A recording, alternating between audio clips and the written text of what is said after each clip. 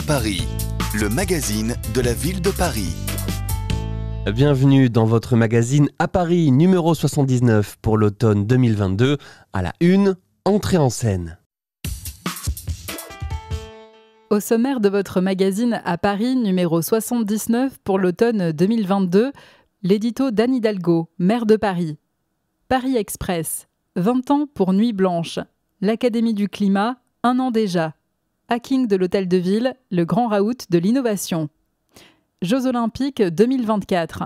Joue-la comme Paris. Focus, le pense-bête de la rentrée. En immersion dans une école bilingue. Grand angle. Demain, la Seine.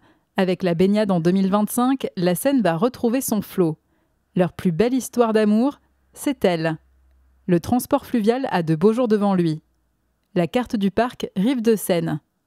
Découverte, l'art urbain sur le devant de la Seine. Morlan, un immeuble quartier face à la Seine.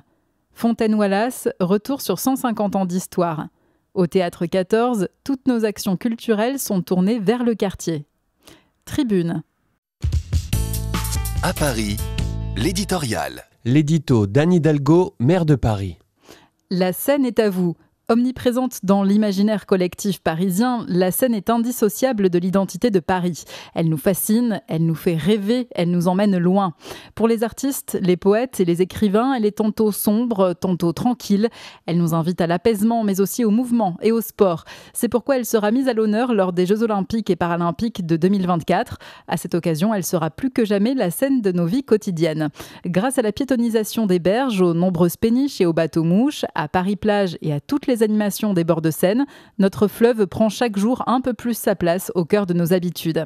Je me réjouis qu'à Paris lui consacre un numéro tant elle est une richesse et un bien commun dont nous devons absolument prendre soin. Ça, c'est Paris. Comme on le voit sur la photo, les 17 et 18 juin 2022, Paris a accueilli pour la première fois les World Series du Cliff Diving, compétition de plongeon d'envergure internationale.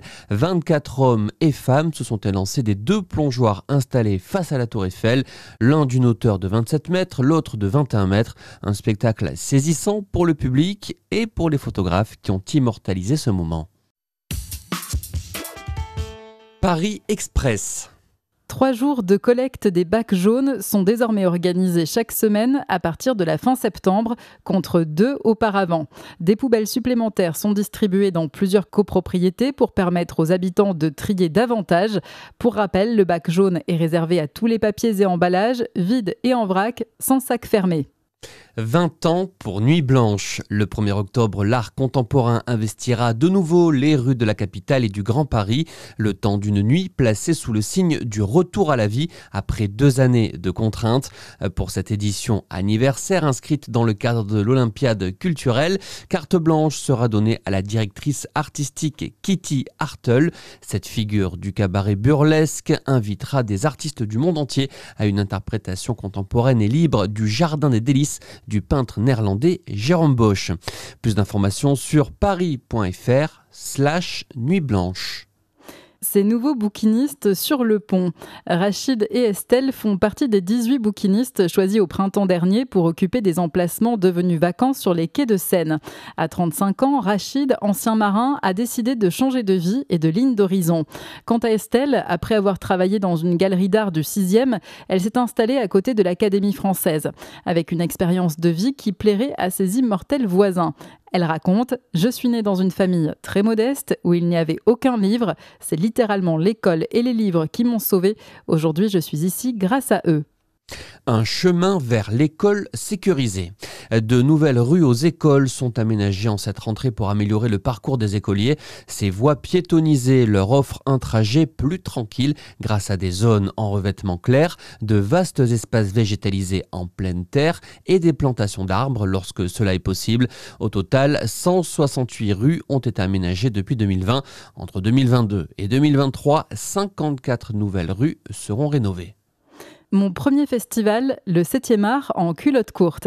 Destiné au jeune public des 18 mois, Mon premier festival est de retour durant les vacances d'automne. Films cultes, avant-premières, ciné-concerts et séances animées rythmeront cette 18e édition sur le thème des héroïnes, dont la marraine sera l'actrice Aïssa Maïga.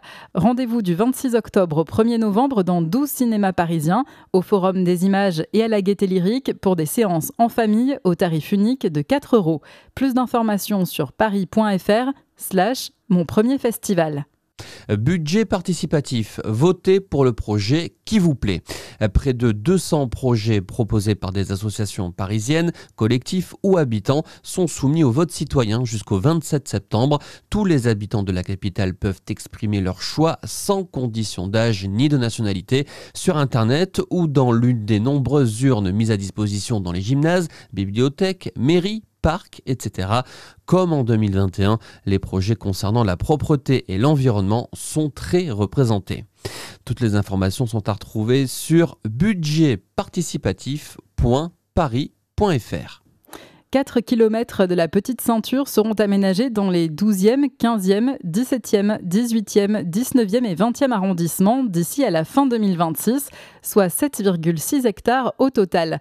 Sur certains tronçons s'installeront notamment un parcours sportif dans le 17e, un lauréat des pariculteurs dans le 18e pour développer l'agriculture urbaine et un parc arboré de 20,470 m² dans le 20e. Actuellement, 7,2 km sont ouverts à la balade. L'Académie du climat, 1 an déjà.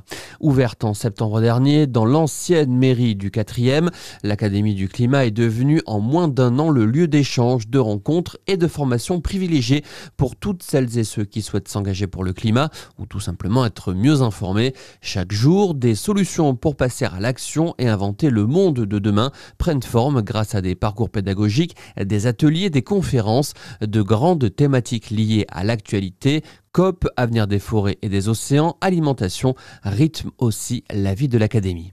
Plus d'informations sur www.academieduclimat.paris. Les parcs et jardins célébrés dans tous les arrondissements. Les 24 et 25 septembre, la Fête des jardins et de l'agriculture urbaine propose une multitude d'animations gratuites dans les espaces verts de tous les arrondissements.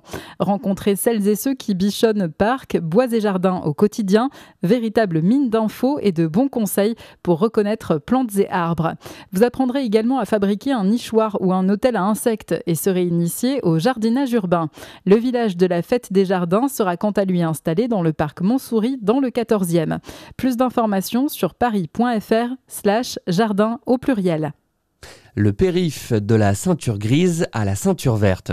D'ici à 2030, le boulevard périphérique sera doté d'une ceinture verte qui couvrira 500 mètres de part et d'autre de l'infrastructure. Ces aménagements visent à réduire la pollution sur l'ensemble de la métropole et à améliorer la qualité de vie de 500 000 franciliens. La première étape verra la création d'une voie dédiée au covoiturage, bus et taxis, héritage des Jeux de 2024. La transformation de 5 portes en place, Clichy, La Chapelle, Brancion, Maillot et Dauphine et la plantation de 50 000 arbres. La seconde étape se poursuivra jusqu'en 2030. 20 000 nouveaux arbres seront plantés. Le nombre de voies sera harmonisé et passera à 2 fois 3 voies, tandis que 13 nouvelles portes seront transformées en places. Plus d'informations sur paris.fr/périphérique. Daniel Pénac, écrivain et parrain de Libraire d'un jour en juin dernier. Les librairies parisiennes font partie de mon paysage en tant que piéton. Elles sont comme des bistrots où je m'arrête pour feuilleter des livres. C'est unique, ça n'existe pas en Angleterre, en Allemagne, en Italie, etc. Le stationnement des 2 roues motorisés devient payant. Depuis le 1er septembre, les conducteurs de scooters et de motos doivent payer leur stationnement. En surface, le coût est 50% moins élevé que pour les voitures et les usagers parisiens peuvent bénéficier d'un tarif résident. Les 2 roues électriques bénéficient du stationnement gratuit en référençant leur véhicule. Par ailleurs, un pass 2RM permet de stationner dans 90 parkings souterrains à un tarif préférentiel.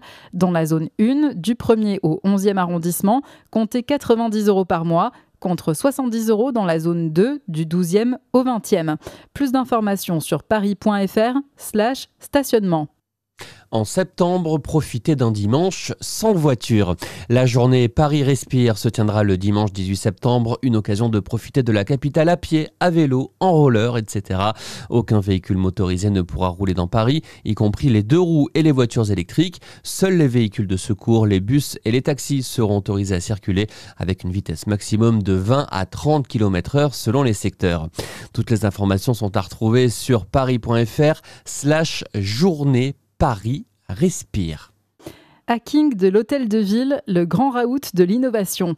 Mercredi 21 septembre, l'Hôtel de Ville accueille un événement incontournable du secteur de l'innovation. Entre les job dating, tables rondes et autres présentations des nouvelles technologies, le hacking de l'Hôtel de Ville permet d'aborder les enjeux de la transition sociale et énergétique. Une occasion aussi pour les quelques 2000 spécialistes présents chaque année de partager leurs expériences et de faire des rencontres enrichissantes. Le temps d'une journée, le grand public est invité à décrypter les grandes tendances du moment et à comprendre les principaux défis de l'innovation. Plus d'informations sur www.hackinghoteldeville.paris. 5000 offres d'emploi sont à pourvoir au Forum Paris pour l'emploi les 6 et 7 octobre de 9h à 18h, place de la Concorde, 8e. Près de 1000 recruteurs sont attendus pour proposer 5000 offres d'emploi, de formation et de stage. Le stand de la ville de Paris vous renseignera sur les métiers existants, les modalités de recrutement et les dispositifs liés à l'emploi. Entrée libre et gratuite. Toutes les informations sont à retrouver sur www.carrefour.emploi.org. La police municipale recrute. Du 18 octobre au 26 novembre, les inscriptions au concours pour intégrer la police municipale parisienne en tant qu'agent catégorie C sont ouvertes. Cette police de proximité est présente dans les rues et les espaces verts de la capitale, 24 heures sur 24, 7 jours sur 7, au service des Parisiens. Ses missions, assurer la tranquillité publique, sécuriser les déplacements, lutter contre les incivilités et assister les publics vulnérables. Il est également possible de postuler en détachement tout au long de l'année. Plus d'informations sur paris.fr/recrutement-6 police municipale. Urbanisme et climat, donnez votre avis. La révision du plan local d'urbanisme bioclimatique avance avec une nouvelle étape cet automne. Une phase de concertation aura lieu et les grandes orientations d'aménagement et de programmation de la ville seront définies pour les 10 années à venir. Des réunions publiques et des ateliers seront organisés dans l'ensemble des arrondissements parisiens afin de répondre aux interrogations des habitants. Plus d'informations sur paris.fr/PLU. Les habitants peuvent également donner leur avis en ligne en passant par la plateforme id.paris.fr. Des cantines municipales bio et 100% durables. D'ici à 2027, tous les repas des cantines parisiennes, de la crèche aux EHPAD en passant par les écoles, seront composés d'aliments durables et sains. Les mesures impliquent aussi une meilleure valorisation des déchets et une production de plus en plus locale. Des cantines éco-responsables, 75% des aliments labellisés bio, 100% de saison, 50% de produits transformés à moins de 250 km de Paris, mais aussi au minimum 2 repas végétariens par semaine et une valorisation locale de 100% des déchets alimentaires pour mettre fin à l'incinération des biodéchets. Des produits plus sains, développement du fait maison, suppression des additifs néfastes à la santé, réduction de la part de sucre, de sel et 0 sel de nitrite ajouté dans la charcuterie en particulier, ainsi que de l'ensemble des plastiques en contact avec les aliments. Un conseil d'évaluation, création d'un conseil scientifique et citoyen associant convives et experts à l'évaluation et à la mise en œuvre des mesures. Ces outils et ces résultats seront ensuite mis à disposition de tous.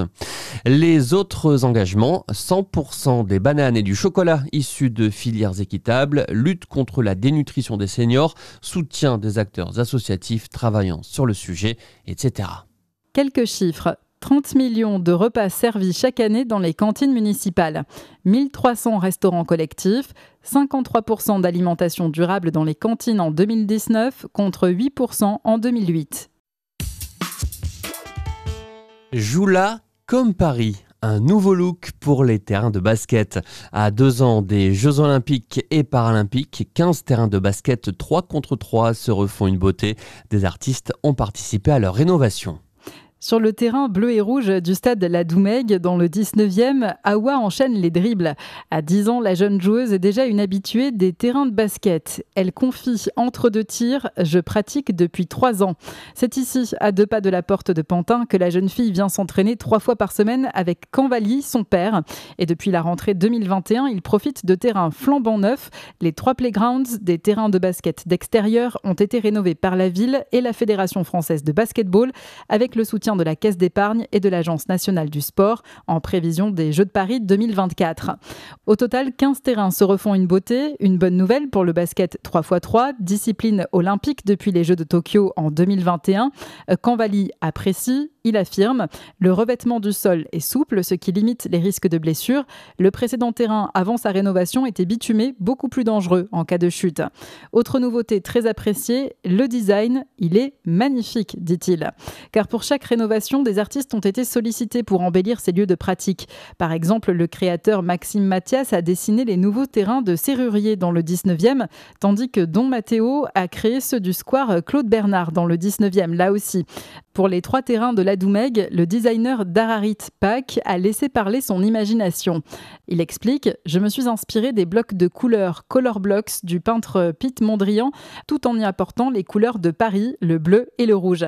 Au lieu de les superposer, j'ai essayé de les entremêler. » Sur l'un des 3 terrains, l'artiste a osé une touche de fantaisie supplémentaire avec des contours moins rectilignes comme une invitation à bousculer les codes. Lier le sport à l'art est une évidence pour Dararit Pak. Je suis convaincu qu'il y a un lien très fort entre la mode, le design et le sport. Le sport permet aussi de promouvoir des valeurs positives, dit-il, telles que le travail, la créativité, l'échange et la persévérance. Des playgrounds au cœur d'un square. Cap au sud de la capitale pour découvrir les playgrounds du Dr Calmette dans le 15e.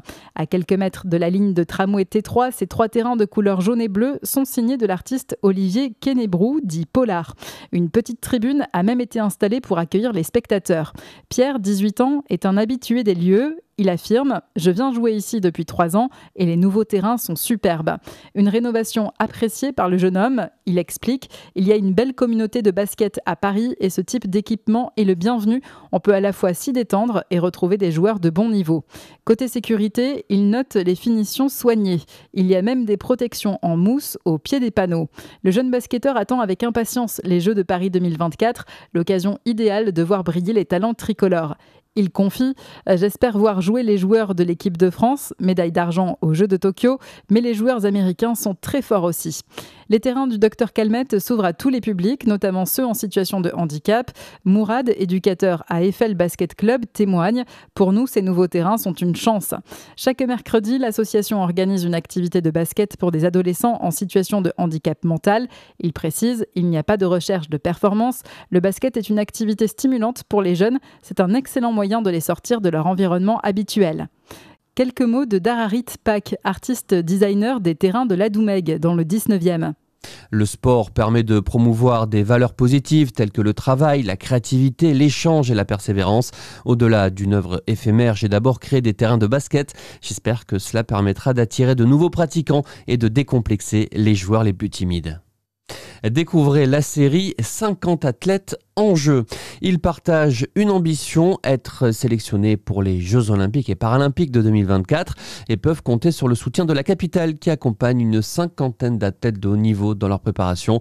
Pendant 1 an, 5 d'entre eux vous ouvrent leurs portes, de leur vie sportive à leur vie privée. Suivez en vidéo le quotidien de Solène Piré, escalade handisport, José Le Tartre, para-équitation, Benjamin Axus, judo, Riyad Tarsim, handbike et Anne Tran, badminton, avec leur rêve en ligne de mire, la médaille d'or. Toutes les enquêtes, portraits, reportages sur les Parisiennes et Parisiens qui font bouger les lignes et les Jeux à Paris sont à retrouver sur paris.fr/Jeux 2024. Focus. Le pense-bête de la rentrée. L'heure de la rentrée a sonné, celle des bonnes résolutions et des inscriptions aussi. Jetez un coup d'œil à notre to-do list pour ne rien oublier ou trouver des idées d'activités. Pour les adultes et les seniors, Paris Sport Dimanche. Du 22 mai jusqu'au 18 octobre, Paris Sport Dimanche vous donne rendez-vous pour faire du sport gratuitement. Retrouvez les 10 adresses sur paris.fr. Cours d'adultes de Paris, apprendre une nouvelle langue, suivre une formation diplômante ou certifiante, enrichir son parcours professionnel, etc. C'est possible avec les cours d'adultes de Paris. Candidature jusqu'au 5 septembre. Paris Sport Senior. Dès 55 ans, Paris Sport Senior permet d'accéder gratuitement à des activités sportives d'octobre à juin, gym douce, marche nordique, aquagym, etc. Inscription du 1er au 15 septembre. Université permanente de Paris, pré-retraités et retraités à partir de 55 ans ou en situation de handicap, faites votre rentrée à l'Université permanente de Paris. Info à l'espace parisien des solidarités de votre arrondissement, ex-CASVP. Pour toute la famille, centre de loisirs. Jusqu'au 19 septembre, inscrivez vos enfants via Facile Famille au centre de loisirs du mercredi, à l'étude et au goûter. Tranche tarifaire à faire calculer avant le 23 septembre. Atelier club. Après la classe, vos enfants peuvent s'inscrire à différents ateliers. Bleu, lecture, expression, mathématiques, ALEM, lecture ou club coup de pouce, info à l'école de votre enfant. Cantine, pensez à inscrire votre enfant à la cantine auprès de la caisse des écoles de votre arrondissement ou du collège. N'oubliez pas de faire calculer votre quotient familial par la CAF. Forum des associations. En septembre, les mairies d'arrondissement organisent les forums des associations, l'occasion de découvrir les nombreuses activités sportives, culturelles ou solidaires proposées par les associations locales. Centre Paris Anime, sans limite d'âge, les 54 centres Paris Anime proposent des activités, animations et spectacles à petit prix avec plus de 400 activités hebdomadaires. Inscription au centre de votre arrondissement. Atelier Beaux-Arts, les inscriptions en ligne sont ouvertes jusqu'au 9 septembre. Plus de 80 ateliers sont ouverts aux plus de 18 ans, quel que soit leur niveau. Paris Sport Famille, les samedis et dimanches. Paris Sport Famille propose des activités gratuites de 3 à 7 ans dans les gymnases, éveil et gym, badminton, baby-athlétisme, jeux de ballon, etc. Pas de réservation, place limitée. Informations et inscriptions sur paris.fr. En immersion dans une école bilingue. En 2018, l'école maternelle Pouletier Paris-Centre était le premier établissement public parisien à recevoir le label d'école bilingue. Aujourd'hui, 17 écoles proposent un apprentissage précoce de l'anglais et tout le personnel est impliqué. Les élèves attendent avec impatience. Agnès Gosselin, gardienne de la maternelle Pouletier, Paris-Centre, accueille les derniers visiteurs. Une coiffe de la garde britannique fièrement vissée sur la tête. L'excitation est à son comble en cette journée dédiée au jubilé de la reine Elisabeth II. Sous le préau du groupe scolaire bilingue de l'île Saint-Louis, les élèves de maternelle interprètent un spectacle musical exclusivement en anglais. Sous le regard attentif de la responsable éducative, Florence Lepage, la maîtresse de cérémonie, les petits entament les premières notes de All You Need Is Love des Beatles. Malgré leur jeune âge, c'est un sans faute. L'assistante américaine Celia Peterson, qui les accompagne à la guitare, continue d'être étonnée par le talent des élèves. Ils connaissent autant de mots qu'un niveau de cours moyen d'une autre école. Depuis octobre, l'américaine intervient 4 fois par semaine pour organiser des activités en anglais. Une équipe pédagogique formée à Dublin. En 2018, le groupe scolaire Pouletier a été l'un des premiers à recevoir le label d'école bilingue à Paris. Aujourd'hui, 17 établissements proposent des enseignements d'anglais renforcés aux élèves du secteur. Un travail d'équipe qui implique que chaque membre de l'école sache parler anglais. En février, la gardienne, des agents spécialisés des écoles maternelles, ASEM et des enseignantes sont partis à Dublin, en Irlande, pour une semaine d'apprentissage intensif ponctué d'événements culturels. Pour Margot André, responsable des projets en langue étrangère à la ville et à l'origine du voyage, c'était une étape primordiale pour que tout le monde se sente inclus. C'est aussi un formidable outil de cohésion. Les familles d'élèves en témoignent, comme Gaëlle Barbier, parente déléguée qui admire l'implication personnelle et la cohésion d'équipe qui règne dans l'établissement.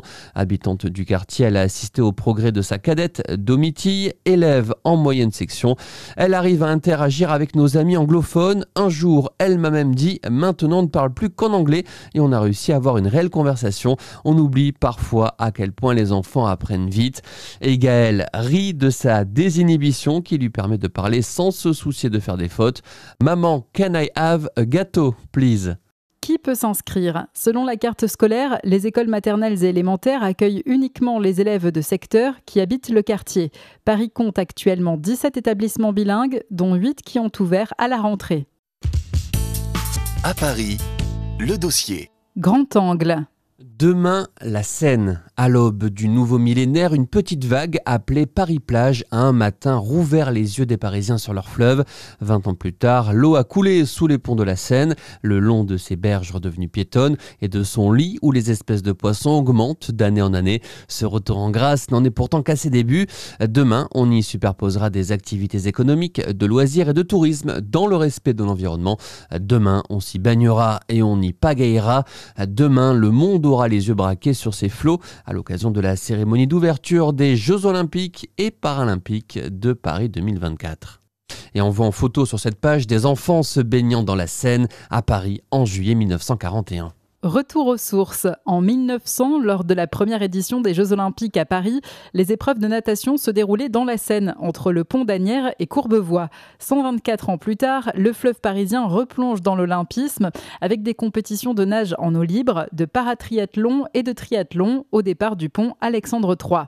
Mieux, dès l'été 2025, les Parisiens pourront plonger à leur tour dans le fleuve. 6 sites potentiels de baignade sont déjà à l'étude dans la capitale, 2 sur les bords du parc Rive de Seine, Paris-Centre, 1 au port de Bercy, 12e, 1 sur le bras de Grenelle dans le 15e, 1 près du Trocadéro dans le 16e et 1 sur l'allée du bord de l'eau dans le Bois de Boulogne dans le 16e.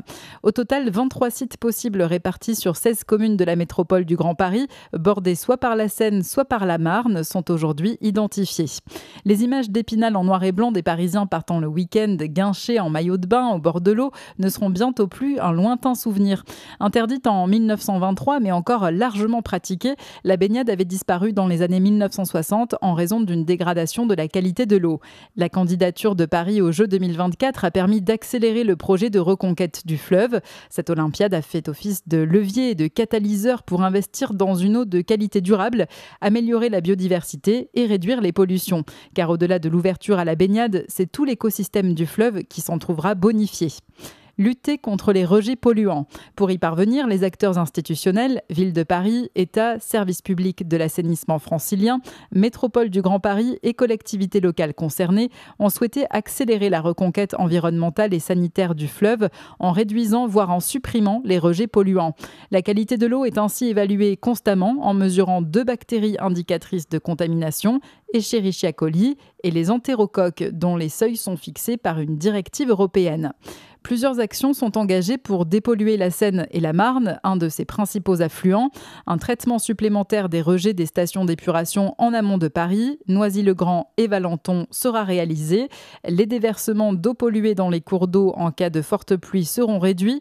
Pour ce faire, il faut éviter que l'eau de pluie finisse sa course dans les réseaux d'assainissement qui déversent leur surplus dans la Seine. À la place, on crée des aménagements urbains pour utiliser cette eau et lui faire retrouver son cycle naturel, avec plusieurs économies à la clé, dont le rafraîchissement de l'espace public et l'arrosage de la végétation urbaine.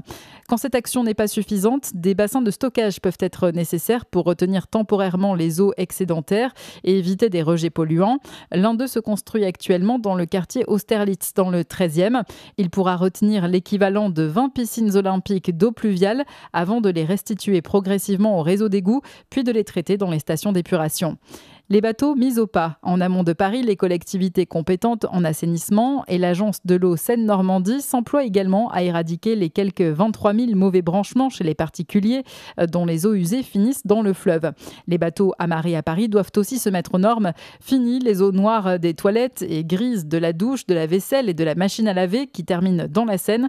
La loi relative à l'organisation des Jeux de 2024, entrée en vigueur le 26 mars 2018, les obligeait à se raccorder au réseau d'assainissement du quai dans un délai de 2 ans maximum à compter de sa mise en place. 14 ports étaient déjà dotés d'un réseau. Aropa Port de Paris a dû en construire 16 nouveaux et Voies navigables de France, un seul, celui du port des Champs-Élysées. En attendant de suivre la voie tracée par les athlètes olympiques et paralympiques, le fleuve poursuit son embellie avant que ses habitants n'entrent en Seine. Avec la baignade en 2025, la Seine va retrouver son flot. Aux Jeux de Paris 2024, les athlètes inaugureront la baignade dans le fleuve avec l'organisation d'épreuves olympiques, un renouveau qui ouvrira la voie aux loisirs aquatiques. 6 spots de baignade pour Paris. 1. Bois de Boulogne, Paris 16e. 2. Pont de Grenelle, Paris 15e et 16e. 3. Trocadéro, Champ de Mars, Paris 16e. 4. Pont-Neuf, Parc des Rives de Seine, Paris Centre. 5. Châtelet, Parc des Rives de Seine, Paris Centre. 6. Port de Bercy, Paris 12e. Comme des poissons dans l'eau, truites, anguilles, lamproies, aloses, etc. Plus de 30 espèces de poissons sont recensées dans les eaux parisiennes. C'est bien plus qu'il y a 40 ans quand seuls 2 y nageaient. Depuis les années 1980, d'importants efforts d'épuration ont permis d'améliorer la qualité de l'eau et de reconstituer un écosystème riche. Aujourd'hui, la Seine dans Paris a déjà atteint les seuils de qualité sanitaire requis pour y permettre régulièrement la baignade pendant l'été. Leur plus belle histoire d'amour, c'est elle. Ils ont choisi d'y travailler ou d'y vivre. Tous partagent un point commun, leur passion pour le fleuve. Témoignage. Federico Boubé, capitaine de bateau-bus. Notre plus belle avenue, ce n'est pas les Champs-Élysées, c'est la Seine. C'est la signature de Paris. J'entame ma 12e année de carrière et j'ai vu son embellie. Je vois des poissons, des insectes ou des oiseaux que je ne voyais pas quand j'ai commencé. Mon coup de cœur, c'est le héron. D'ailleurs, il y en a un qui vient dormir sur nos bateaux la nuit au pied de l'Assemblée nationale. Il y a aussi des cormorans, ces oiseaux qui rentrent dans l'eau comme des torpilles pour se nourrir. On en compte une dizaine à la pointe de l'île de la Cité. C'est un vrai petit miracle de voir qu'un fleuve comme cela a pu se régénérer. Il y a 15-20 ans, c'était un cours d'eau qui charriait les saletés de la ville et des usines en amont. Avec tous les efforts faits, je pense qu'on est au rendez-vous des JO et de ces épreuves dans la Seine. Gérard Felzer, ancien pilote de ligne et habitant d'une péniche sur la Seine. J'habite sur la Seine depuis une quinzaine d'années après avoir vécu 2 ans sur la Marne. Ma péniche est amarrée sur le port des Champs-Élysées près du pont de la Concorde. J'ai décidé d'être le plus vertueux possible dans la gestion des déchets. Je purifie les eaux usées grâce à une station à bord, puis je rejette les eaux propres dans la Seine. J'ai 3 sources d'énergie, des panneaux solaires, une éolienne et l'énergie de récupération des vagues qui permet de recharger les batteries.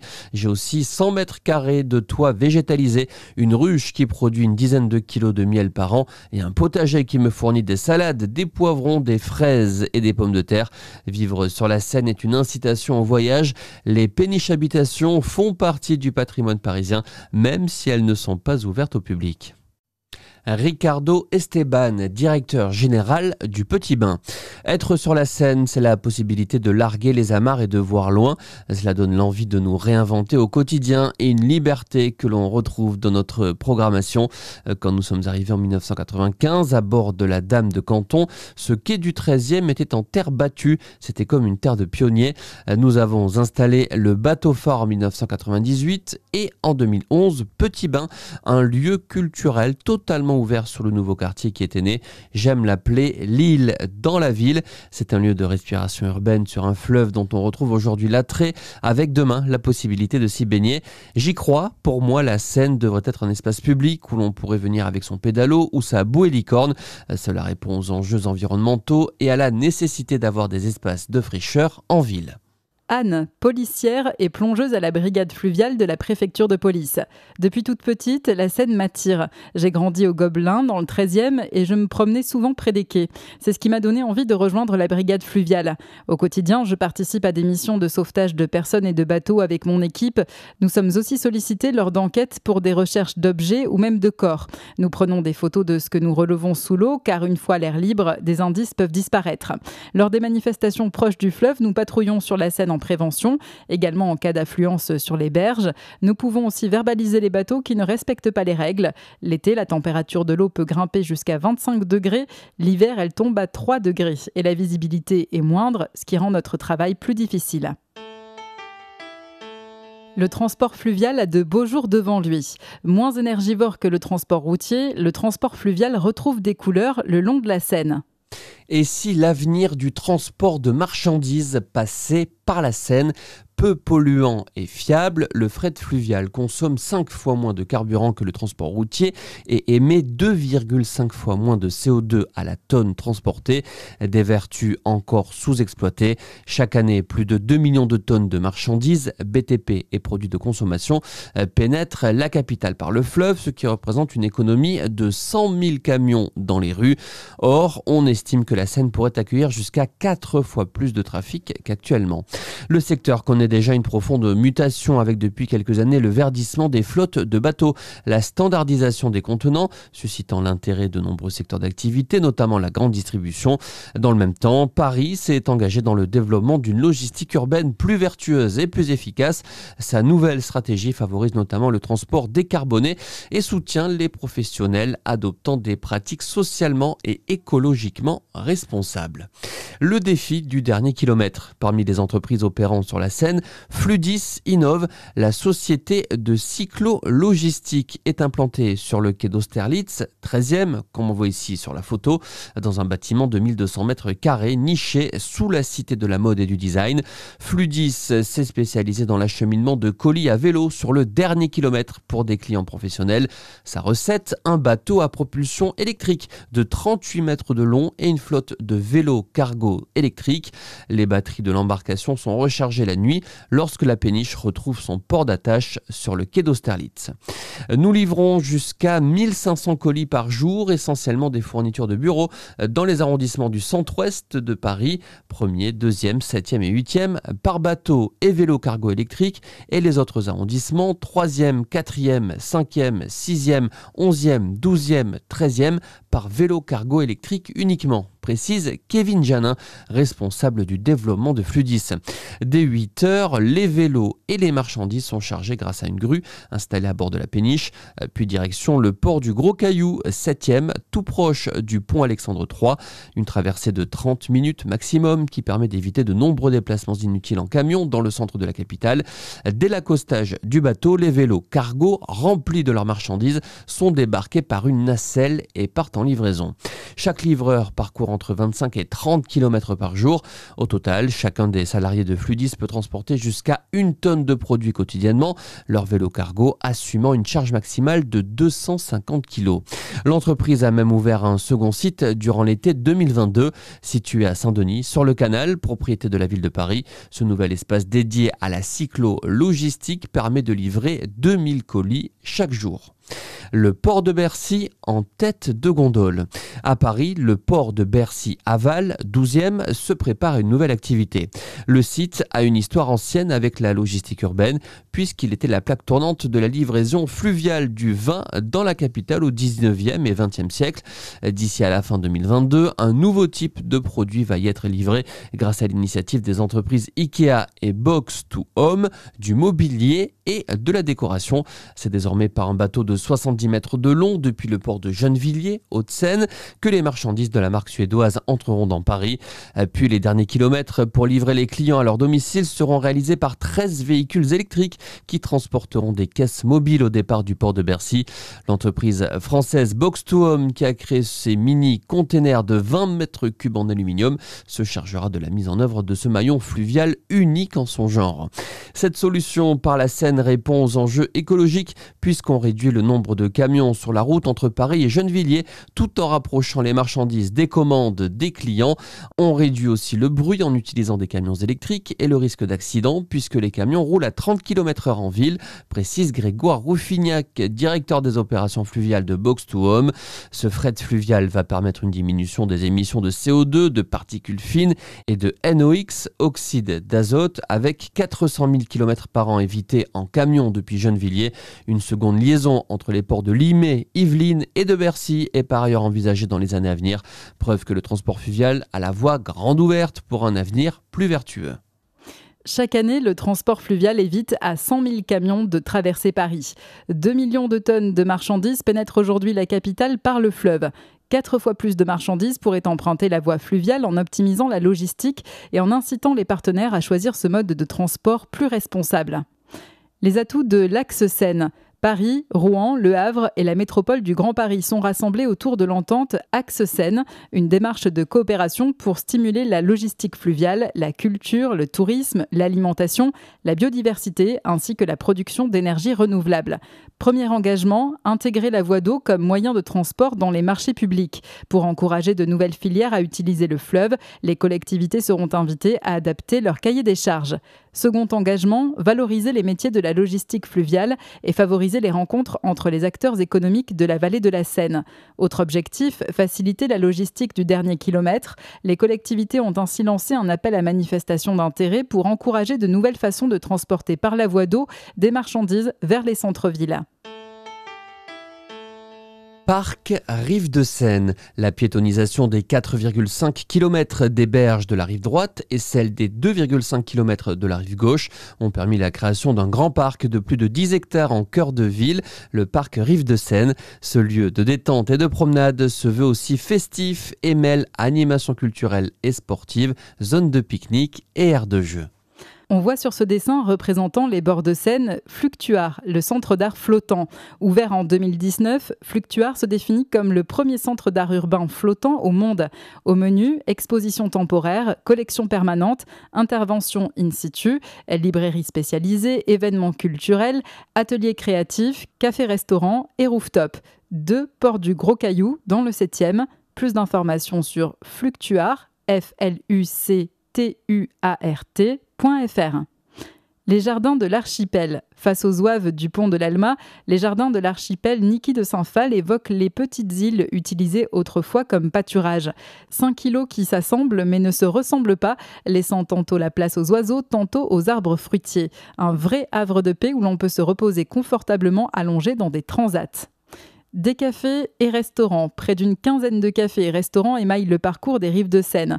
Péniche thématique, guinguettes, café au bord de l'eau, de l'ambiance clubbing à la terrasse décorée en mode récup minimaliste.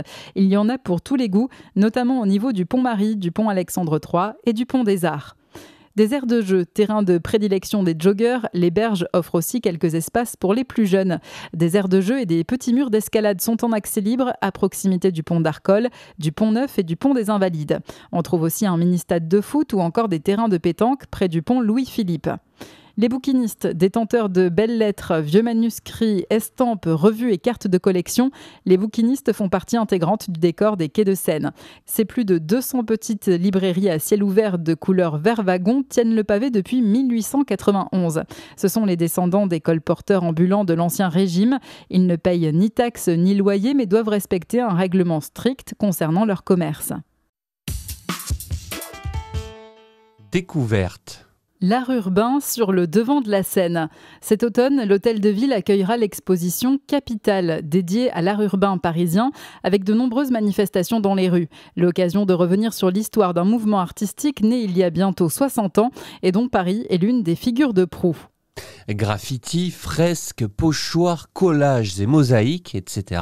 Paris regorge d'un patrimoine artistique urbain incroyable qui s'est étoffé avec le temps et avec les artistes qui ont rejoint le mouvement. En flânant à Montmartre ou dans le 13e arrondissement, il suffit d'être attentif et l'on aura peut-être la chance d'apercevoir un pochoir de Mystique, figure emblématique de l'art urbain, disparue en mai dernier. Pionnière dans les années 1980, elle est l'une des rares artistes dont l'héritage toujours visible a survécu aux transformations urbaines. Années 60-80, l'art urbain essaime dans Paris. L'histoire de l'art urbain s'écrit pendant la seconde moitié du XXe siècle et ils sont rares les témoignages du début du mouvement encore visibles aujourd'hui. Certains artistes, à l'image de l'affichiste Jacques Villeglé, sont précurseurs dans les années 1960, mais les slogans politiques de mai 68 qui naissent dans la rue et s'expriment sur les murs ne sont pas encore véritablement considérés comme de l'art urbain.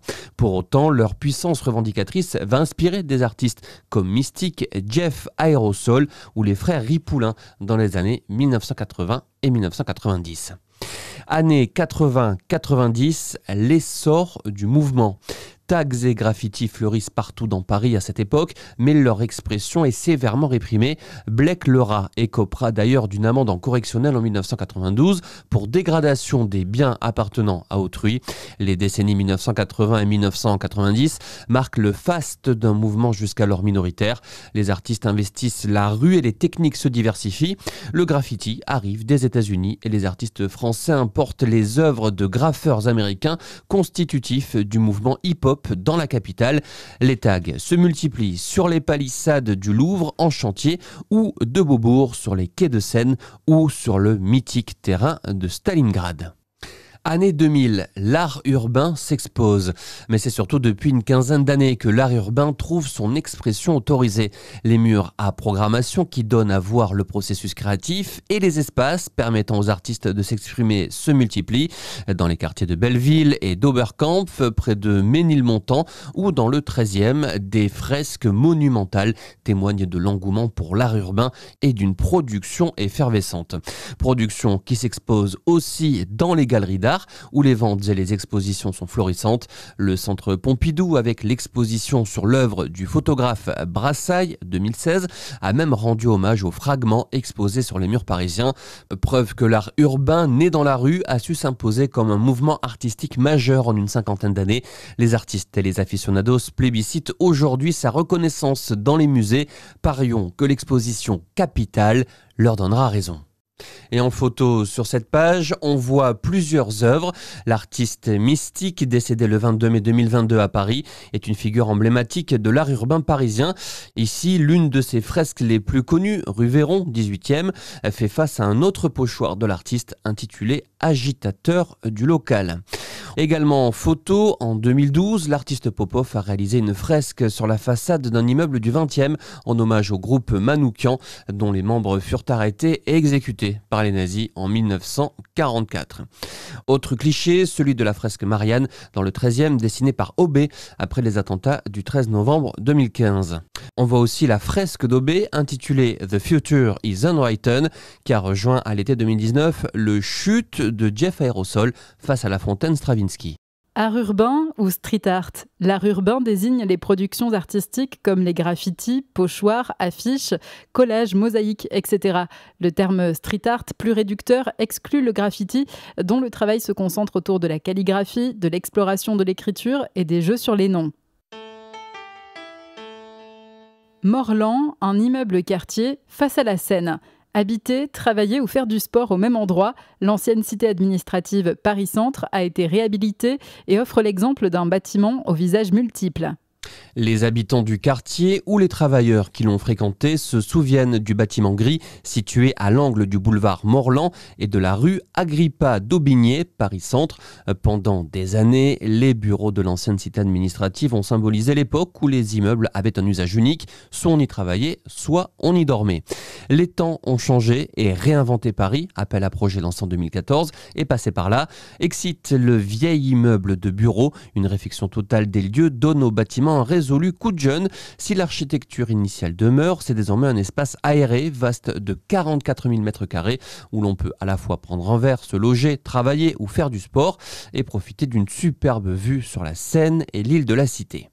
200 logements sociaux ou mixtes, piscine et fitness au sous-sol, auberge de jeunesse dernier cri surplombant le boulevard Morlan, seule extension nouvelle du projet, crèche associative et commerce au rez-de-chaussée, hôtel 5 étoiles et son restaurant terrasse au 16e étage, il y en a pour toutes les envies et pour toutes les bourses, puisque les 2/3 des quelques 200 nouveaux appartements sont des logements sociaux ou mixtes. L'ensemble du bâtiment a également été optimisé sur le plan environnemental, avec 4000 m² de toiture qui abrite désormais des cultures urbaines arrosées par un ingénieux système de filtrage des eaux usées. Situé face à la Seine, sur laquelle il bénéficie d'une vue imprenable, le nouveau Morlan symbolise l'urbanisme de demain.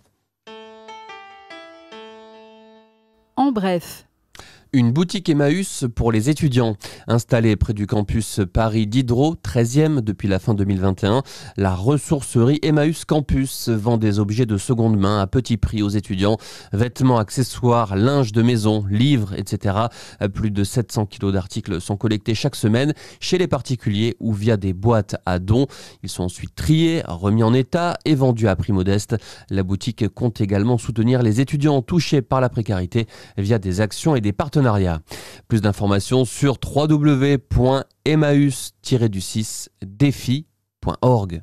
La mairie mobile au plus près des usagers. Depuis 2016, le bus aménagé de la mairie mobile stationne dans les 13e, 18e et 20e. Durant les permanences, ces agents viennent aider les personnes les plus éloignées des institutions dans leurs démarches administratives. C'est gratuit et sans rendez-vous. Pour connaître les horaires et lieux de passage de la mairie mobile, rendez-vous sur paris.fr/mairie mobile. Les kiosques citoyens, repères pour la vie de quartier. En plein air, mais abrités des intempéries, les kiosques citoyens sont des lieux d'information, d'exposition, d'animation et accueillent régulièrement des événements organisés par des associations de quartier, services municipaux ou autres acteurs de la vie locale. Ils sont situés esplanade Roger Linné, 11e, place Félix Eboué, 12e, 133 rue Béliard, 18e et place des Fêtes, 19e. Fontaine Wallace, retour sur 150 ans d'histoire. De mémoire de Parisiens, les fontaines Wallace ont toujours fait partie du paysage. Depuis 150 ans, elles distribuent de l'eau potable gratuite en continu, excepté les mois d'hiver. Retour sur l'histoire d'un mobilier urbain et patrimonial d'exception. Sir Richard Wallace, un philanthrope à Paris. Né à Londres en 1818, Richard Wallace passe une partie de sa vie au château de Bagatelle, dans l'ouest parisien. Ce riche héritier britannique se trouve à Paris lors de la guerre franco-prusse qui conduit au siège de la capitale durant l'hiver 1870-1871. Il assiste aux désastres humanitaires provoqués par le froid, la famine et les épidémies qui accablent les Parisiens assiégés. Préoccupé par le sort des classes ouvrières et des plus pauvres, Sir Wallace dépense sans compter. Nourriture, habillement, soins de santé, logement, carburant. Il essaie par tous les moyens de venir en aide à sa ville d'adoption. Mais le philanthrope ne s'arrête pas là. Au sortir de la guerre, il offre à Paris 50 fontaines à boire qui distribuent de l'eau potable gratuitement. L'eau est alors non seulement difficile d'accès, mais très chère. Le succès pour ces fontaines, aussi utiles qu'esthétiques, est immédiat. 108 fontaines allégoriques. La première fontaine Wallace est implantée en 1872 sur le boulevard de la Villette. Depuis, 107 autres fontaines ont été installées dans les rues de la capitale, la dernière ayant été inaugurée début juin sur une nouvelle place de Paris-Centre. Conçues comme de véritables œuvres d'art, elles sont ornées de 4 cariatides, chacune d'entre elles représentant une allégorie, la simplicité, la bonté, la sobriété et la charité. À l'époque, on les surnomme la brasserie des 4 femmes. Le grand modèle à cariatide est le plus répandu, mais il existe également un modèle en applique et un modèle à colonnettes inventé vers 1890. Inspirées des Drinking Fountains de Londres, elles sont à l'origine équipées de gobelets en étain retenus par une chaînette supprimée pour des raisons d'hygiène en 1952. Verte, rouge, jaune et même blanche. Verdir la ville n'est pas une idée nouvelle. C'est Napoléon III qui avait choisi cette couleur, caractéristique des fontaines, des kiosques à journaux et des colonnes Maurice. En 2011 et 2016, une petite révolution éclate. Cette fontaine se pare de nouvelles teintes. Rouge comme au 66 avenue d'Ivry dans le 13e et à côté de la mairie du 20e. Rose, rue Jean Anouilh dans le 13e ou bleu, place Pierre Riboulet dans le 13e et rue Piat dans le 20e. Les deux dernières, jaune et jaune d'or, se trouvent sur l'esplanade de Pierre Vidal-Naquet dans le 13e et place Joseph Epstein dans le 20e. Une 8e fontaine un peu spéciale se trouve à l'agence d'installation des fontaines d'eau de Paris dans le 14e. Elle est entièrement blanche et purement ornementale. 600 kilos de fonte. Si Richard Wallace conçoit et dessine lui-même les fontaines, c'est le sculpteur Charles-Auguste Lebourg qui les réalise. 600 kilos de fonte, alliage de fer et de carbone, sont nécessaires pour le modèle classique à 4 cariatides. Abordable, résistante et facile à travailler, la fonte permet de reproduire la fontaine aisément et d'en installer partout dans Paris. Wallace et Lebourg décident qu'elle doit être suffisamment haute pour être vue de loin, mais pas trop pour s'intégrer dans le paysage urbain sans l'encombrer. Quant à la forme, elle ne doit négliger ni l'esthétique ni la praticité. Aujourd'hui, les fontaines continuent d'être fabriquées par la Générale d'hydraulique et de mécanique GHM à Sommevoire en Haute-Marne à l'aide du moule d'origine. Des célébrations dans tout Paris. À l'occasion des 150 ans, une fontaine de la fin du 19e siècle a pris place dans le jardin du musée Carnavalet. De nombreux événements sont aussi prévus dans toute la ville. Des randonnées pédestres sont organisées par la Fédération française de la randonnée pédestre durant la première quinzaine de septembre. Vous pouvez aussi partir à la recherche d'une sélection de fontaines Wallace dotées de QR codes. Des quiz testeront vos connaissances. Le cœur des célébrations aura lieu le week-end des 24 et 25 septembre avec une exposition dans le jardin des ambassadeurs près des Champs-Élysées. Quant au château de Bagatelle, il permettra aux visiteurs de découvrir la résidence de Sir Richard Wallace. Un moule des cariatides et 3 cariatides à différents stades de production seront en outre présentés par la GHM et des animations autour de l'eau seront organisées par Eau de Paris. Tout le programme sur quefaire.paris.fr. Entretien. Toutes nos actions culturelles sont tournées vers le quartier. À la tête du Théâtre 14 depuis début 2020, Mathieu Touzé et Édouard Chapeau nous dressent le portrait d'une scène résolument tournée vers l'extérieur. Quelle nouveauté pour le Théâtre 14 ? Nous allons nous recentrer sur le public pour créer plus de liens. Le premier choix que l'on a fait est celui d'allonger la durée des séries. Désormais, nous allons programmer 15 à 20 dates par spectacle contre 5 à 10 auparavant. Cela va nous permettre de travailler autour de chaque pièce pour aller chercher le public et organiser des actions autour de chaque spectacle. Avec l'objectif de redynamiser le quartier ? Nous sommes un théâtre municipal subventionné par la ville de Paris, donc toutes nos actions d'éducation artistique et culturelle sont forcément tournées vers le quartier. Notre rôle est de créer des points de rencontre, d'aller vers les gens et de leur expliquer ce qu'est le spectacle vivant. La culture a toute sa place pour venir enrichir un tissu associatif très présent dans le quartier, d'où un projet autant hors les murs que dans les murs. Comment le Théâtre 14 s'inscrit-il dans le monde qui l'entoure ? Nous avons la volonté d'être pleinement en conscience du monde. L'art, en général, ne peut pas faire abstraction de l'actualité. La saison dernière, en préambule d'une pièce de Samuel Beckett, nous proposions une lecture d'un passage du livre La route du Donbass de Seri Jadan. Il nous paraissait très difficile de se rassembler et d'être joyeux alors que la guerre en Ukraine est à nos portes. La saison dernière, vous avez programmé près de 70% de metteuses en scène, un choix délibéré ? La question de la parité devrait être un non-sujet. La programmation ne s'est pas faite par un comptage ou un militantisme qu'on voudrait nous imposer. Nous avons choisi une programmation avec des artistes qui parlent du monde d'aujourd'hui. Et il se trouve que c'était ces paroles-là qui résonnaient. Après, le genre s'est un peu dépassé. Quels grands événements vont-ils marquer la saison ? En novembre, nous participons au Festival des Fiertés organisé dans l'arrondissement du 12 au 14, avec notamment une pièce inédite, le premier témoignage d'une personne intersexe, préfacé par Michel Foucault. Et bien sûr, du 23 mars au 23 avril 2023, nous organisons à nouveau le festival Hors les murs Régénération. Enfin, cet automne, nous inaugurons une nouvelle salle mise à disposition par la ville de Paris, la salle Marius Magnin, un espace de 250 mètres carrés à Pernetti qui sera un peu notre fabrique à nous. Théâtre 14, 20 avenue Marc Sangnier dans le 14e arrondissement. Entretien. Ce qui frappe, c'est la mutation perpétuelle de la ville. Michael Darin est historien de l'architecture. Il raconte la transformation sur un siècle de 80 lieux et dresse le portrait de notre ville, œuvre collective en mutation permanente. Il est l'auteur du livre « Paris d'un siècle à l'autre, 100 ans de transformations ordinaires » aux éditions Parigramme. Comment s'est constitué ce livre ? Entre 1916 et 1936, un inventaire photographique du bâti parisien fut lancé par une instance de la ville de Paris. Le photographe Charles Lanciot, puis son assistant Édouard Després constituèrent un fonds de près de 7000 photos. Nous en avons choisi 80. Ce sont des lieux ordinaires, c'est-à-dire des maisons ou des immeubles. Nous avons voulu mettre en avant la façon dont ces lieux sont nés et ce qu'ils sont devenus à travers un siècle en prenant en compte le temps mais aussi l'espace. Vous avez à gauche un avant-après et à droite le contexte antérieur, mais aussi l'évolution depuis l'ancienne prise de vue. Qu'est-ce qui ressort de ce travail ? Ce qui frappe, c'est la mutation perpétuelle de la ville, la diversité des transformations, substitutions, extensions ou totale restructuration montrent que la ville affine et recombine continuellement ses voies, parcelles ou bâtiments, et que chaque élément s'associe plus ou moins heureusement à ceux qui l'entourent. Vous parlez de la ville comme œuvre collective. Oui, car toute production urbaine relève d'un compromis entre différents acteurs, de la puissance publique aux particuliers, qui, chacun, avec leurs idées, leurs moyens ou leurs intérêts, élaborent une œuvre collective, parfois plus ou moins réussie d'ailleurs. Tout cela nous parle de la complexité de l'action sociale à grande échelle.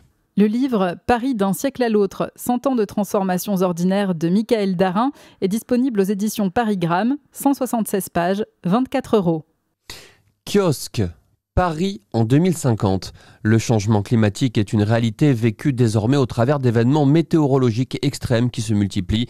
En prenant l'exemple de Paris, qui aura le climat de Marseille en 2050, l'auteur nous éclaire sur les effets de ce bouleversement et les solutions pour y faire face. Il prône la création d'une véritable capitale écologique. Paris face au changement climatique de Franck Lirzin, édition L'Aube, 184 pages, 19 €. Faites-le vous-même. Fabriquer un bijou, un terrarium, un chapeau ou même des chaussures. S'initier à la céramique, à la mosaïque ou à la sérigraphie.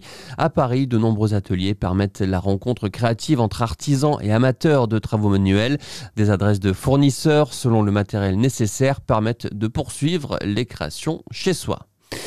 Paris DIY, Do It Yourself, de Laetitia Lazerge, aux éditions Parigramme, 128 pages, 9,90 €.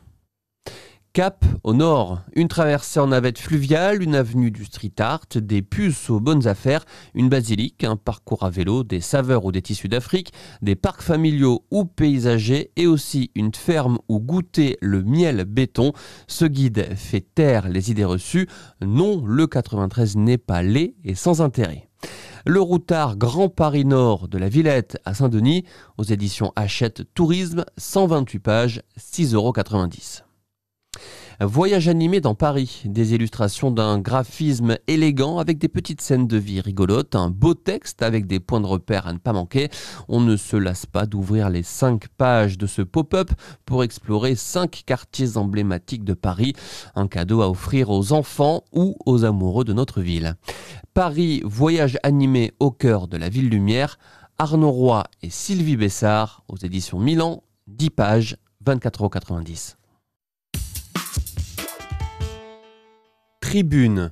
Ces tribunes n'engagent pas la rédaction. Groupe Paris en commun. Rémi Ferraud, président du groupe. Paris et la Seine, une longue histoire d'amour. Paris et son fleuve sont indissociables. La Seine a dessiné le visage de Paris depuis son origine. Au cœur de la capitale, elle constitue un patrimoine inestimable. Nous portons une priorité et 3 ambitions pour la Seine. La priorité, sa protection. Les ambitions, une meilleure intégration dans la ville, un meilleur partage et une réappropriation toujours plus grande de leur fleuve par les Parisiennes et les Parisiens. Cela passe notamment par une continuité piétonne et cyclable tout au long de ses berges, sur les 2 rives, y compris sur les portions dévolues aux activités industrielles ou de logistique. Les activités touristiques, sportives, à commencer par la baignade, le vélo, la marche ou la course à pied, et industrielles, doivent pouvoir cohabiter. Lutter contre la pollution atmosphérique et donc contre le réchauffement climatique passe aussi par le développement du transport fluvial en tant qu'alternative au transport routier. Cela s'inscrit pleinement dans notre objectif que Paris atteigne la neutralité carbone en 2050. Mieux profiter du fleuve passe aussi par davantage de propreté, que ce soit de l'eau ou des berges. C'est pour cela que la nouvelle police municipale parisienne, en lien avec la préfecture de police, aura notamment pour objectif de lutter contre les nuisances sonores et les incivilités aux abords du fleuve. La Seine sera baignable d'ici les Jeux Olympiques et Paralympiques en 2024. Cela restera un formidable héritage au profit de tous les usagers et amoureux de Paris. La longue histoire d'amour entre Paris et la Seine n'est pas près de s'arrêter. Retrouvez-nous sur Twitter et Facebook, @groupe PEC. Groupe Changer Paris, sauvegarde de la Seine, l'exécutif boit la tasse. Il aura fallu attendre la préparation des Jeux Olympiques et Paralympiques 2024 pour qu'Anne Hidalgo daigne enfin s'intéresser à la Seine. Elle n'aurait raté un coup de com' pour rien au monde. Ainsi, à grand renfort d'images de synthèse, comme à son habitude, la maire nous annonçait en fin d'année dernière une cérémonie d'ouverture de Paris 2024 sur l'eau. Tout est bon pour se donner une stature présidentielle, avec le résultat que l'on connaît et international. Ce projet pharaonique dont on ne peut que questionner le coût et la faisabilité aujourd'hui, ne fera pas oublier qu'une fois sur le terrain, avec cet exécutif, ce sont toujours des lendemains qui déchantent. Les Parisiens sont aussi ambitieux pour leur ville, mais voient, eux, d'autres priorités qui ne sont sans doute pas assez spectaculaires pour attirer l'attention de la maire. La propreté et la sécurité des bords de Seine, la cohabitation des mobilités sur les quais, la protection des espaces verts aux abords, la qualité de l'eau, etc. Autant d'enjeux qui ont motivé la création d'une mission d'information sur la Seine par notre groupe en 2021, à l'issue de laquelle nous avons formulé des propositions pour limiter la pollution de l'eau, protéger la biodiversité, assurer le cadre de vie des Parisiens. Les chantiers ne manquent pas et au rythme auquel avance l'équipe municipale, le chemin est encore long pour que les habitants de la ville lumière se réapproprient le fleuve. Car oui, la Seine appartient d'abord aux Parisiens et pas uniquement à quelques aventuriers autoproclamés disposant de coups de pouce pour traverser la capitale à la nage. Anne Hidalgo ne s'intéresse à la Seine que pour l'instrumentaliser. Les Parisiens méritent mieux que des annonces qui prennent l'eau et veulent de vraies actions pour sauver leur patrimoine et leur ville. Groupe écologiste de Paris. Fatoumata Koné, groupe écologiste de Paris. La Seine, un commun à préserver. La Seine est un commun précieux et fragile, à la fois réservoir de biodiversité et allié de la transition écologique. À l'échelle de son histoire, la réappropriation de ce fleuve par les femmes et les hommes peuplant ses abords est assez récente. Or, depuis plus d'un siècle, cette réappropriation a provoqué des usages de moins en moins respectueux du fleuve. Au groupe écologiste, nous sommes engagés pour la préservation et la restauration de la Seine comme corridor écologique. Afin de protéger l'intégrité du fleuve et de sa biodiversité, nous souhaitons que soit donnée une personnalité juridique à la Seine. Sa reconnaissance comme sujet de droit, à l'instar d'autres fleuves sur notre planète, permettrait via une instance citoyenne ou une autorité administrative indépendante de saisir la justice en cas d'atteinte à la Seine. L'heure est venue de changer notre rapport à la nature en lui reconnaissant des droits à rebours d'une vision anthropocentrée. La Seine est vitale pour Paris et pour les habitantes et habitants des territoires qu'elle traverse. Tous les usages qui peuvent en être faits, notamment touristiques ou industriels, doivent être respectueux de ses berges, sa faune et sa flore. Mais Paris doit aller encore plus loin. Il faut débitumer les berges partout où cela est possible et développer massivement la végétation de ses rives. C'est en renaturant les berges de Seine que nous pourrons renforcer ce corridor écologique essentiel à la préservation de la biodiversité et au rafraîchissement de la ville. Véritable trame vert et bleu, la Seine est un atout majeur pour adapter Paris aux défis du dérèglement climatique, alors que les scientifiques prédisent une multiplication et une intensité de plus en plus forte des vagues de chaleur, mais aussi des inondations. Groupe communiste et citoyen. Nicolas Bonnet Oulalge, président du groupe. Pour une Seine populaire, écologique et dépolluée. Victor Hugo, Apollinaire, Mathieu Chédid et tant d'autres, la Seine a toujours été un objet d'inspiration pour les artistes français et internationaux. Elle est le fil qui lie Troyes, Paris, Rouen et Le Havre. C'est aussi la puissance de ces crues qui se sont déversées à plusieurs reprises dans les rues de Paris.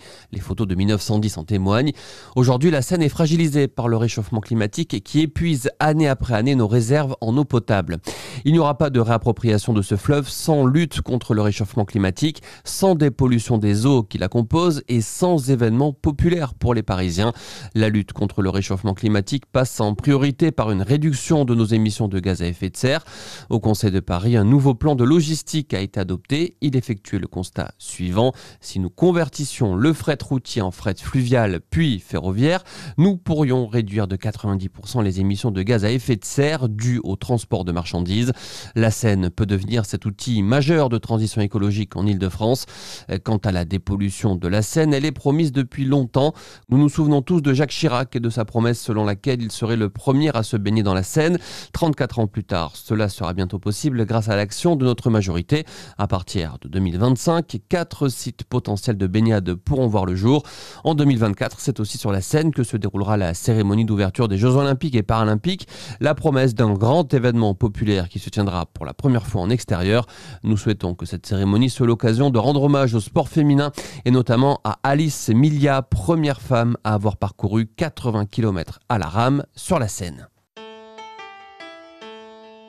Groupe Génération, Nathalie Macois et les élus. Bonne rentrée à tous et toutes.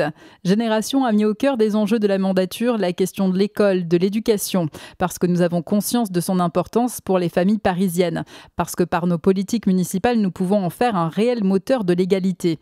Dans l'académie où les écarts de mixité sociale entre les écoles sont les plus forts de France, nous souhaitons continuer à agir pour renforcer les écoles où les élèves affrontent des difficultés sociales importantes. Nous avons initié une mission d'information et d'évaluation sur l'éducation artistique et culturelle à Paris, levier essentiel pour favoriser le langage et la confiance en soi, pour renforcer les imaginaires, créer du lien et développer l'esprit critique. Nous avons promu le sport pour lutter contre la sédentarité qui abîme les corps. Nous avons œuvré pour favoriser l'accès de toutes et tous à une alimentation de qualité où la part du bio et des circuits courts augmente. Nous avons souligné l'enjeu crucial de la rénovation des écoles pour les préparer au réchauffement climatique. Les rues aux écoles et les cours Oasis préfigurent ces transformations vers la ville écologiste, où l'école devient la capitale du quartier et voit ses abords apaisés pour faire la ville à hauteur d'enfant. L'éducation est au cœur d'une ville écologiste. Elle est essentielle pour comprendre les enjeux de notre société contemporaine, essentielle pour accompagner le développement de citoyennes et citoyens éveillés aux défis contemporains, tels que le dérèglement climatique, essentielle pour faire lien entre celles et ceux qui habitent et vivent la ville. Nous avons une pensée particulière pour les personnels, alors que nous avons cette année, à Paris comme ailleurs, moins de nouveaux enseignantes et enseignants recrutés que de postes ouverts. Retrouvez-nous sur Twitter, @élu, ELU-8, E-8, Paris, GEN. Sur Facebook, élu, ELU.E.S, génération.S, Paris. Groupe indépendants et progressistes, Pierre-Yves Bournazel, Delphine Burkli et les élus du groupe. La Seine, un fleuve entre patrimoine et innovation. À Paris, la Seine a dessiné le visage de notre ville à travers les âges. Elle est à la fois témoin de notre histoire, espace culturel, festif et bientôt olympique, une réserve de biodiversité, mais aussi un révélateur de l'urgence écologique et une ressource pour le développement économique. Pour le groupe indépendants et progressistes, la réappropriation de la Seine doit être pensée à travers cette pluralité et mixité des usages. La Seine possède en effet un immense potentiel. Si l'on prend par exemple la question de la logistique, une péniche de 110 mètres affrétant des marchandises contient autant qu'une file de 150 camions. La logistique fluviale doit donc être pensée pour permettre à la fois une décarbonation de l'économie et une ville davantage apaisée, moins congestionnée. Mais la Seine dispose d'un potentiel plus large, insuffisamment exploité. La récente création de l'axe Seine reflète les nouvelles ambitions que Paris doit développer en partenariat avec les parties prenantes du fleuve. Faut-il rappeler que la plupart des activités fluviales et portuaires ne se situe pas à Paris, mais à l'échelle de l'Île-de-France. Nous appelons à avancer maintenant sur des objectifs concrets afin de donner à cette structure un vrai rôle pour accélérer la transition écologique et renforcer les potentialités de développement de la vallée de la Seine. Cette nouvelle manière de penser la Seine ne doit pas se faire au détriment de la préservation de son patrimoine. La réappropriation de la Seine doit passer par la préservation de la biodiversité de la vallée sans prise en compte de la question écologique. C'est la vie à Paris qui s'en trouvera menacée, notamment en termes d'accès à l'eau et de qualité de celle-ci. Groupe Modem, démocrates et écologistes. Maude Gattel et les élus du groupe. Pour une capitale accessible et adaptée à tous. Le degré de civilisation se mesure aux soins apportés aux personnes les plus fragiles. C'est pourquoi le groupe Modem, démocrates et écologistes porte à chaque conseil de Paris des propositions pour les personnes en situation de handicap, pour que la ville dite inclusive trouve une traduction dans la vie quotidienne de tous. Or, l'accessibilité reste un défi pour les personnes les plus fragiles. Le manque d'accessibilité des transports en commun, comme la multiplication anarchique des travaux sur la voirie et les envahissements des trottoirs liés notamment à l'installation des terrasses estivales, entravent les déplacements des personnes en situation de handicap. Les établissements recevant du public sont très loin, malheureusement, de l'objectif d'accessibilité universelle. Quant à l'accès à l'éducation, si l'inclusion scolaire a augmenté de 20% depuis 2017 grâce aux mesures gouvernementales, il reste encore beaucoup à faire pour permettre à tous les enfants de suivre leur scolarité dans de bonnes conditions. Paris doit accélérer son adaptation pour tous ses habitants et en premier lieu pour ceux souffrant d'un handicap, qu'il soit moteur, mental mental, visuel, auditif ou psychique. C'est le sens de notre proposition, votée à l'unanimité du Conseil de Paris, d'instaurer des heures calmes dans les services publics parisiens afin d'améliorer l'accueil pour tous. Les Jeux Olympiques et Paralympiques de 2024 constituent une opportunité d'accélérer la transformation de la ville de Paris afin qu'elle permette à chacun de pouvoir s'y épanouir, de se déplacer, d'y vivre sereinement. Il est plus que temps.